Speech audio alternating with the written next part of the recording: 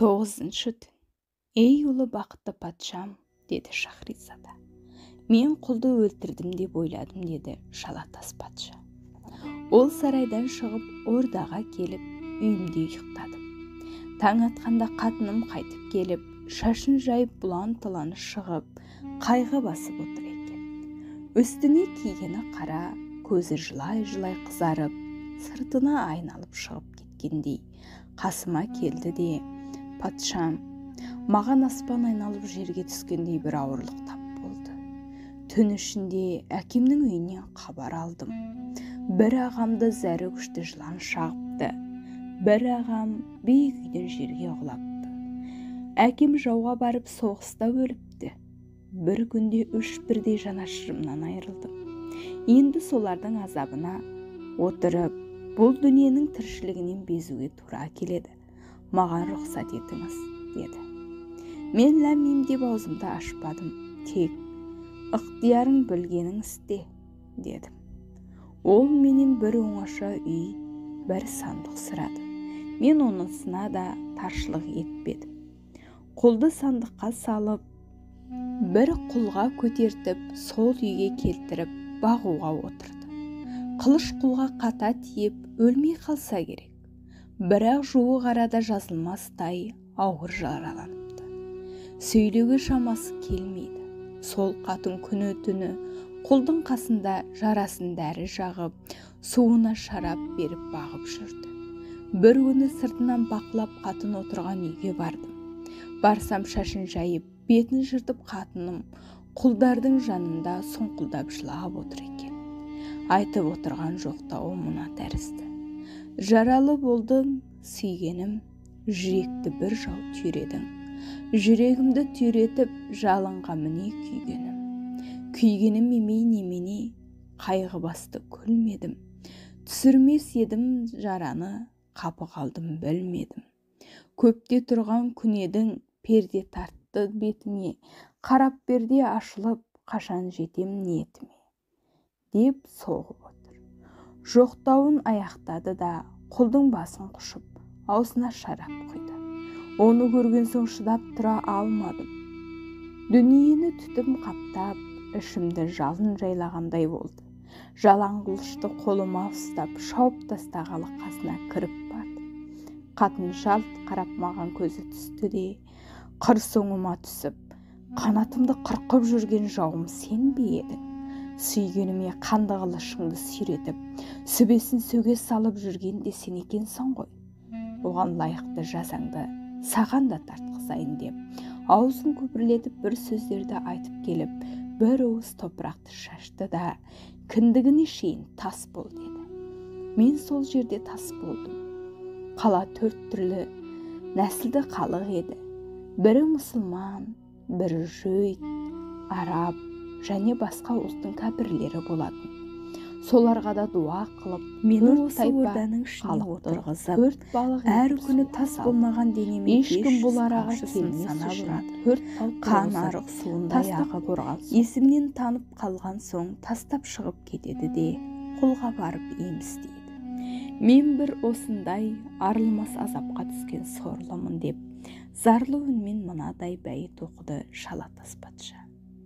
Сабыр түбі саралтын, сарғайып жетер мұратқа, жетсе жетер жеткендер менікі жатыр жақта. Сабыр етсем сарғайып, батып барам азапқа. Мен сабырдан безермін, ажал деген қай жақта. Тілекті Құдай берседі, жан алушы келседі. Сарғайып алтын күткенше шала жан кісі өлседі. Патша бұл жағдайды білген соң, жігіттен қатынның қайда отырғанын сұрады.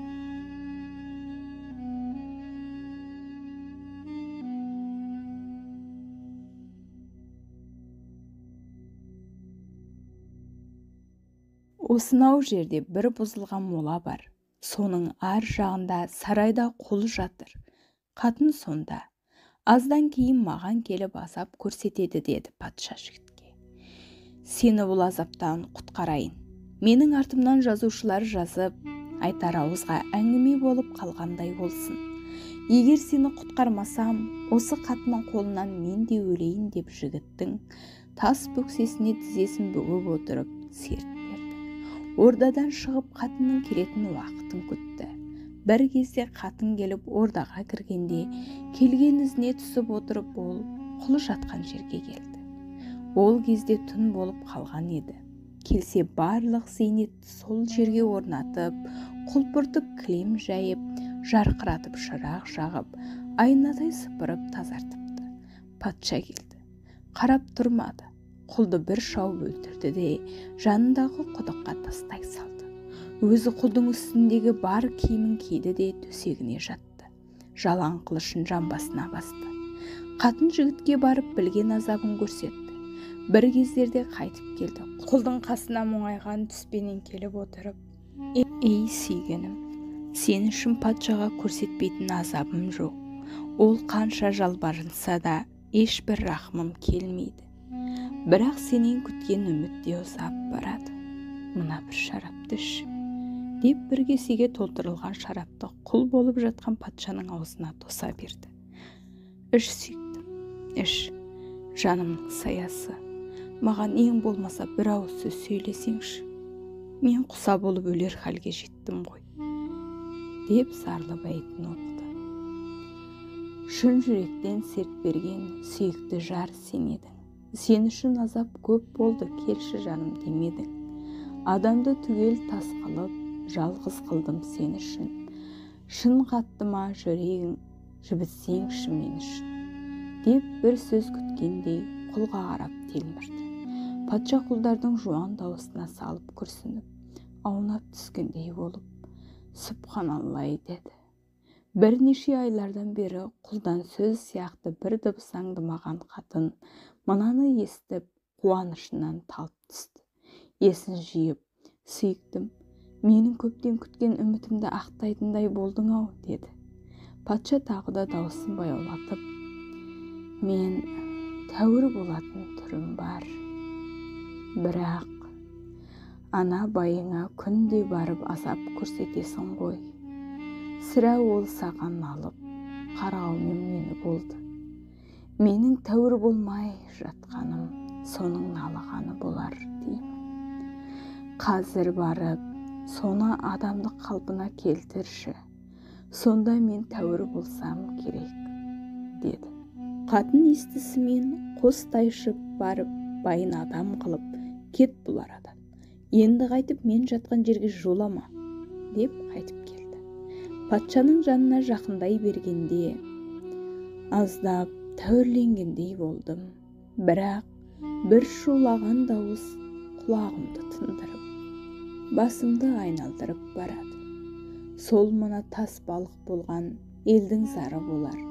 Сен соларды да өз қалпына түсір, деді. Қатын оны да орнына келтіріп, бәрін адам қылып қайтып келді. «Олай болса», деді патша, «мен тәуір сияқты болдым. Киіміңді шеш те жақындашы жаныма». Осыған жетті де Шахризада әңгімесін үзді. 10-шы түн. «Ей ұлы бақытты патшам», деп бастады әңгімесін Шахризада. «Ол қатынға келші жаныма», деді құл болып жатқан патша. Қатын шешініп қойнына кіре берді. Патша көтеріліп үстіне аяғын салған бойымен қатынның аузын басты да қыл мойнына қылышты тартып ақ қалды. Әбден азып, сұйық тартқан қаны шапшып аға берді.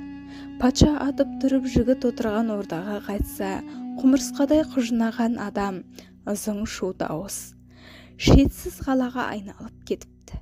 Орданың есігінен шығып, бірнеше жарандардың жолға қойып күтіп тұрған жігітке кездесті. Ол патшаны көргенде аяғына бас ұрып, айтып таусыз алғысын айтты. Патша бірнеше күн сол қалада тұрып, ел жұртымен танысып еліне қайтпақ болды. Тас болған патшаға, «Досым, мен елге қайтам. Менімен бірге барып, біздің елді көремісің? Жоқ өз еліңде қалармысың?» деп сұрады. Ол, «Тақсыр, сізден еш уақытта айырылмаймын. Сізбен бірге еліңізге барамын. Ол үшін бірнеше күн жол жабдығын дайындау керек», деді. Оған қонақ болып отырған патша, «Біздің ел дайындық керек қылатындай алыс емес. Мына тұрған жер, Оған көп дайындықтың керегі де жоқ деген. Жоқ тақсыр. Сіздің тез келуіңіздің бір сыры болған болу керек. Оны жақындатқан балықшы кездескен диюдың сиқыры болуы мүмкін. Болмаса сіздің ел бұл жерден 1 жылдық жол депті. Екі патша қосылып еліне келіп, балықшыны шақырып алып, әл-жайын сұрапты. Оның 2 қызы, 1 ұлы бар екен. 2 қызын 2 патша алып, баласын әскербасы қылыпты. Сөйтіп олар да бір кезде сүйінішті тұрмысқа қолы жетіпті. Бірақ бұл әңгіме Хамбалдың әңгімесінен қызық емес деді. Бір әңгіменің аяғын тұйықтаған Шахризада. Хамбал болса, соны айтшы деді патша. Бағдаттың қаласында бір хамбал болушы еді. Хамбал деген жалданып жүк көтеретін адам. Кәсібі базардан біреу жүк алса, соны үйіне көтеріп апарып беріп, сонан алған тиын тебенмен күн көретін еді. Оның барлық өмірі сол кәсібімен өтіп, тәтті тұрмыстың дәмін татпады. Бір күні базарға келсе, бір сұлу қызға кездесті. Бақшадағы қызылгүл, шашы жібек бір сүмбіл, шартарапқа нұр шашып, аспан айы жерде тұр. Менің мына бір кәрзеңкемді көтеріп үйге жеткізіп беріңіз, деді Хамбалға сұлу қыз. Хамбалда қайтара сөз шығаратын тіл болмады. Кәрзеңкені қолына алды да маймаңдап алдына түсті. Ол қыз бір дүкенге барды. Бір қызыл алтын беріп, зәйтүн деген жемістен кәрзеңкесін толғанша салды. Бір жемістен 5, бірінен 10, бірінен 15 қадақ алып, бір дүкенге келді де 10 қадақ ет алды. Жүктің көбейгенін көрген Хамбал, бұл мені есектеп ойлады ма? Сайқал, деді ішінен. Қыз да оны сезген тәрізді жымиып күлді де тағы бір дүкенге барды. Онан бірнеше қадақ халуа, бірнеше шөлмек шарап, жағатын майшам алып, Хамбалды жан теріге түсіріп, артына ертіп жүріп кетті. Қаланың қалтарыстау бір көшесіндегі биік үйдің дарбазасына кірді. Оларға есік ашқан бір қыз екен. Сұлулығы сонша, бейне бір есік жанына қойған шам сияқты жарқырайды. Оны ақын былай суреттеген. 2 беті қып-қызыл, бақшадағы гүл дейін, көктен алып орнатқан қақпадағы күн дейін. Өз дінінен қайтпайтын, көрінсе үнді біріне, мың құдайын қиратып кірер еді дініне. Хамбал көрді де қорғасындай балқыды. Зілдей басып, зықысын шығарып келген кәрзеңкенің иығына тұрғанда ұмытты. Өмірімнің ішінде емін еркін әйелдің бетін көргенім болды. Енді ақырын қайырлы етер Алла, деді ішінен. Үйдің ішіне кірсе, сұлулығы мына екеуін жолда қалдырарындай бір қыз тақтың үстінде отыр. Тақ үстінде толқысыған көрді Хамбал хор қызын. Көрмесе оны әрер адам көрмегендей күн жүзін. Қыздар жиылып келіп пұшпақтап ағып, терге малшынып тұрған Хамбалдың желкесінен кәрзеңкені алып жерге қойды. Сөйтіп көтерген ақысына 2 алтын беріп, қайтуыңызға рұқсат, деді. Хамбалдың көзі қыздың бетіне қадалып, айырыла алмады. Ол ойлады, бұл қалай? Бір үйде 3 қыз, еріксі тұрған белгі жоқ. Ішетін тамақтың неше түрі бар? Азырақ кідіре тұрайыншы, деді. Оның кідіргеніне қыздар таңырқап, сіз неге кідірдіңіз? Егер алтында азырқансаңыз, тағы берелік, деді. Жоқ, мен алтында асынып тұрғаным жоқ. Осындай 10 жүк көтергенде мұндай алып көргенім жоқ. Бірақ сіздердің осы көріністеріңізге таңырқаймын. Үшеуіңде қызсың, орталарыңда еркісі жоқ. Әйелдің ерсіз өткізген өмірі қызық болар ма? Үйдің 4 қабырғасы болады. 3 қабырғасылы үй болғанымен түрсіз болады. Егер сіздер ренжімесеңіздер, бір қабырғаның есебінде мен де сіздердің араларыңызда болсам қайтеді деп ойлап тұрмын, деді. Қыздар олай етуге болмайды. Біздің шет кісіден қаупіміз бар. Біз сырымызды бөгде кісілерге ашық көрсете алмаймыз. Сіздің қандай кісі екеніңізді біз білмейміз, деді қыздар. Қыздар-ау, Құдай біледі бар ғой.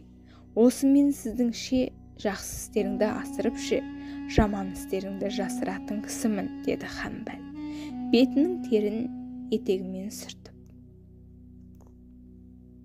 Неден болды білмедім, ішім оттай жанады. Сөйтіп тұрып жаманға қалай көңілім барады. Қастығы жоқ кісіден өзің тілеп ішсең, еш кісіге даттама жаққырсын тілді бұл. Деген емес пе, деді. Бұл жай кісі емес қой. Олай болса, деді қыздар. Бұл мәжіліс жай ғана емес, қанша қаржы жұмсалып отыр. Егер ішінде отыратын болсаң, тиісті ақшасын төлеуге шаман келе ме? Төлейтін ақшаң болмаса, мұнда отыруың лайықсыз. Бізбен бірге отырған соң ойнайсың, күлесің, бетімізге қарап көз мейірімін қандырасың.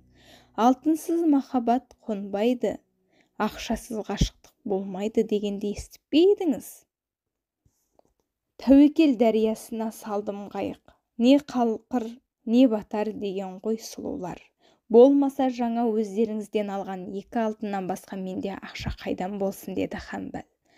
Қыздың бірі сылқылдап күліп тұрып, егер осында келетін зиян болса, мен ақ көтерейін, мәжілісімізде отыра берсін, деді. Оған 2 қыз риза болып, Хамбал отырды. Базарға шыққан қыз бір шөлмек шарапты ашып, бір кесені құйып өзі ішті де, 2 кесені қақпаны ашқан қызға, 2 кесені тақта отырған қызға ұсынды.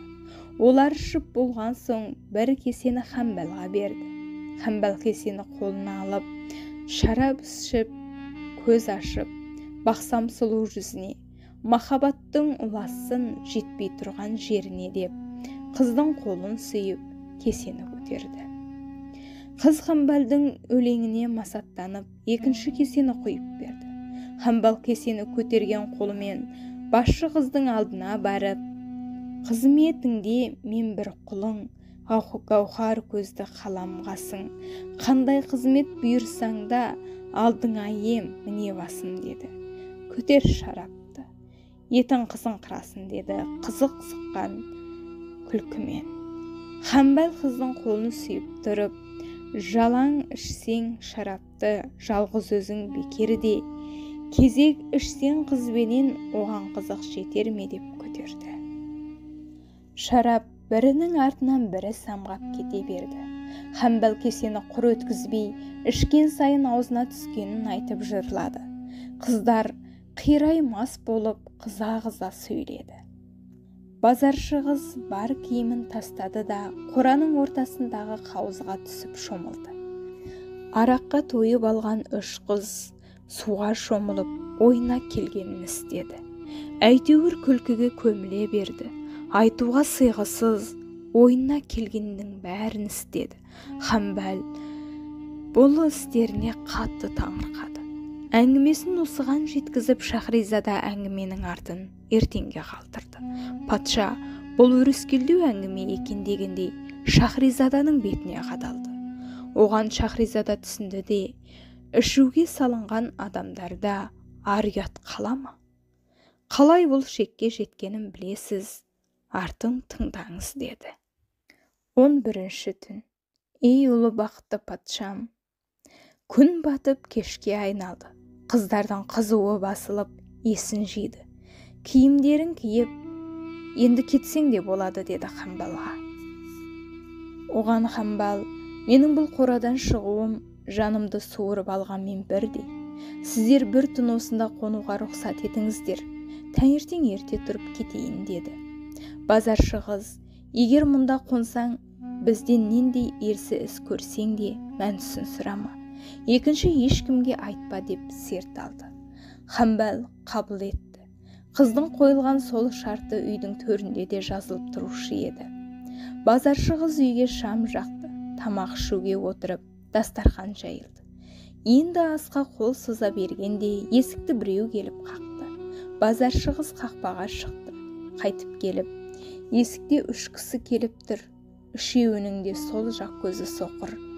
сақалдарын қырыққан, киімдері, түрлері басқа, бір-біріне ұқсамайды. Рұқсат болса қонғысы келеді, егер үйге келе қалса кісі күлерлік пішіндері бар деді. Олай болса кірсін деп рұқсат етті екі қыз. Хамбалға қойылған шарт оларға да қойылып, соқырлар үйге кірді. Соқыр қонақтар үйде отырған Хамбалды көріп, бұл да бізге ұқсаған сорлы болар десіп күңкілдесті. Оны Хамбал естіп қалып, тас-талқан болып ашуланды. Соқырлар, жай отыр. Көрдіңіз бе ана жазулы тұрғанды? Сөз сөйлеуші болма деп қожаңдады. Оған қыздар күлісіп, мына сорлыларға Хамбалдың қожа болғысы келеді ау десті. Тамақ ішіліп, шарап суы қайта басталды. Хамбал соқырларды тұрғызып домбыра тартқызды. Олар түрлі күй тарта білетін кісілер екен. Тартылған күйге қосылып қыздар өлең айтты. Осылай үй іші қызып жатқанда қақпа тағы қағылды. Базаршы қыз қақпаға барды. Есік алдында саудагерше киінген 3 кісі тұр. Шыққан қызға: біз Табарстаннан келген саудагер едік. Бір достың үйіне қонақ болып қайтып келе жатқанда сарайымыздың жолын білмей адастық. Енді үйлеріңізге бір түн қонып шығуға рұқсат етіңіз десті. Қыз қайтып келіп екі қызға айтты. Екі қыз саудагер болса қонсын деді. 3 саудагер үйге кірді. Саудагерлерге құрмет көрсетіп, төрден орын берілді. Бұл үшеуі Бағдаттың патшасы Харон Рашид, уәзір Жақпар, жігіті Масур еді. Қаланы тексергелі жүргенде өлең айтып, қораны басына көтеріп жатқан бұлардың кім екенін білгелі кірген еді. Саудагерше киініп қаланы түнде аралап жүру Харон Рашидтің ежелгі әдеті болатын. Қыздар бұларға да өзге қонаққа қойылған шартты айтып, шарап ішуді қайта бастады. Кесеге шарап толтырылып патшаға ұсынды. Патша: мен Меккеге барып қажы болған кісі едім. Ішуге маған күнә деп ішпеді. Қасындағы 2 жолдасы шарапты жерге төгіп, кезегін өткізді. 7 реттен ішкеннен кейін бір сыпырасы мас болды. Қыздар шығып, қауыздың басына барып, Хамбалды шақырды. Хамбалға байлаулы тұрған 2 қара итті көрсетіп, бірін шешіп менің жаныма әкел деді басшы қыз. Хамбал итті шешіп қыздың жанына әкелді. Қыз қолына қамшы алып, итті шаршағанша сабады. Иттен әл кетіп талып түсті. Қыз қолындағы қамшысын тастап, ұрған итті құшақтап бетінен сүйді. Басы көзін сипап орнына байлатты. Екінші итті келтіріп тағы да солай істеді. Харон Рашид бұларды көріп уәзіріне сұрау керек. Бұл не деген масқаралық деп тынышын алды. Оған уәзір: сабыр етіңіз, артында тағы қандай уақиғалар болар екен деп тоқтау берді. Қыз қайтадан үйге келіп тағына отырды. Базаршы қыз жібек қапты бір домбыраны әкеліп, басшы қыздың алдында отырып бір зарлы күй тартты. Күйіне қосылып өлең айтты. Күйін ішті күйеудің, көзім түссе бойына. Шыбын жанды шашуғып тартар едім тойына. Шешілмейтін түйіндей жүрегімді басты шаң. Болдым оттың күліндей, біліне ме бұл саған. Жарқыраған жүзіме жауып қойдың бір есік. Содан бері сәулесіз бара жатыр күн өтіп. Сенің көрген нұр жүзің ағызады қанды жас. Енді дүние қызығы менің үшін еш болмас. Бір көрдім де жоғалттым жарқыраған күнімді. Құшақтаумен мен қалдым, сарқылмаймын мұңымды. Рақымы жоқ тағдырдан болар ма екен кешірім. Бауырды езіп қан қылған көрген күнің несі күн. Басшы қыз бұл өлеңді тыңдап, үстіндегі киімін дал-далын шығарып жыртты да есінен танып құлады. Оның жалаңаш денесі отырғандардың көзіне түсті. Қыздың денесінде сау жер жоқ. Қамшының тілген орны, тыртық боп біткен жараның таңбасы бар еді. Патша мұны көрген соң қыздың бір кезде кәріп болғанын сезіп жаны ашыды. Базаршы қыз қайта жаңа киімдер әкеліп, басшы қызды киіндірді. Дәрі беріп есін жиғызды. Харон Рашид мұның жайын сұрау керек. Бұлардың жайын білмей менің сабырым болатын емес деп уәзірдің тынышын тағы да алды. Оған Жақпар, тақсыр, бұларға берген уәдеміз бар деп тоқтау салды. Қыз басын көтерген соң базаршы қыз домбырасын қолға алып өлең айтты. Сол бір түні сүйікті қойныңда еді күйеуің, сол бір күні қылшылбыр мойныңда еді білемін. Қимылдаған кірпігің қанға жатты боялып, өлекседей денеңді тастап еді шығарып. Жылтыраған жүзі бар махаббатсыз періште, жүрегінің мұзы бар сиқыршыда емес пе? Оның аты бір тұзақ, еркін жүрген басыңа, ақырында зар жылап, көрген опаң осы ма? Осы ма еді күткенім, уа дариға сүйген жар, маған рахым етпедің, өзің жоқсың, отың бар.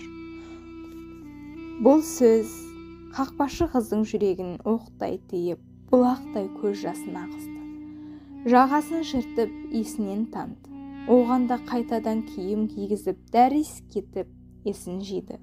Базаршы қыз домбырасын қолына алып, зарлы бәйіт тоғып, өзінен өзі есінен танып құлады. Оның да денесінде таяқтың жалаған таңбасы бар еді. Келген қонақтар мұның қандай сыр екенін білгілері келді. Бір жерге қайтадан тап болдық. Қандай бәленің ортасына түстік деп іштерінен өкінді. Харон Рашид, бұлардың үй иесі осы болар деп Қамбалға қарап, бұл қандай сыр деді Қамбал. Құдай ақына, білмеймін, бүгіннен басқа уақытта бұл үйге келіп көргенім емес деді. Олай болса деді халифа, біз 7 кісіміз, осы 3 қатыннан сертіміз бар деп несін жасқанамыз? Жайын сұрайық, егер жауап бермесе, қорқытып сырын айтқызайық деді. Қыздар есін жия алмай, жылап сықтап жатқан уағын пайдаланып, уәзір, тақсыр, онымыз ұят болар. Бүгін үндемей кете беріп, таң атқан соң ордаға шақырып сұрағанымыз жөн болар деді. Болмайды деді патша. Бұлардың мынау істеп отырған, толып жатқан түсініксіз сыры, қайғы қасіретті, етіндегі таяқтың таңбасы не? Оны сұрамауға минуттық та сабырым қалмады.